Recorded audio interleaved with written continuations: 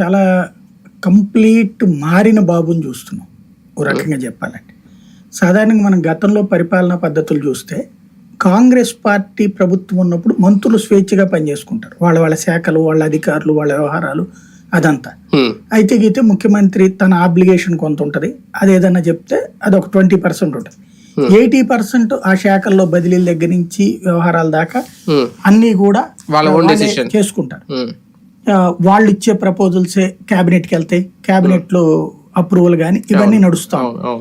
అది కాంగ్రెస్ హయాంలో నడిచేది. అదే తెలుగుదేశం పార్టీ హయాంలో వచ్చేటప్పటికి మొత్తం ఒక రకంగా ప్రతి మంత్రిత్వ శాఖలో కూడా బాబు గారి తరపున మనుషులు ఉంటారని వాళ్లే డిసైడ్ చేస్తారు, మంత్రులు నామమాత్రం అన్నటువంటిది ప్రధానంగా ఉండే ఆరోపణ. ఈవెన్ 2014-19లో కూడా స్వేచ్ఛగా పనిచేసుకున్నటువంటి వాళ్ళు ఒకళ్ళిద్దరు మంత్రులు కనబడతారు మనకి, ఎక్కువగా కనబడరు. మిగతా వాళ్ళంతా కేవలం ఆ రివ్యూల్ టైంలో వచ్చినటువంటి అధికారులతో పాటు వచ్చేటటువంటి తరహాలోనే 2014. కానీ ఈ ట్రిప్ చూస్తే మాత్రం నిజమైనటువంటి ప్రభుత్వాన్ని, నిజమైన సంకీర్ణ ప్రభుత్వాన్ని నడుపుతున్నారు. ఎక్కడా ఏలు పెట్టట్లేదు. ఇది కొనసాగాలని కోరుకుందాం.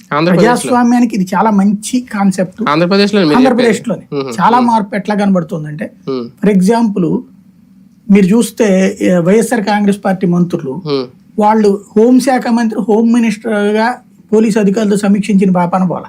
అసలు ప్రెస్ మీట్ ఎప్పుడు చూడలేదు. అది పెట్టింది ఆవిడ వైసీపీ మీద దాడులు జరిగినప్పుడు ఆ టైంలో పెడుతుంది, అది పార్టీ తరపున.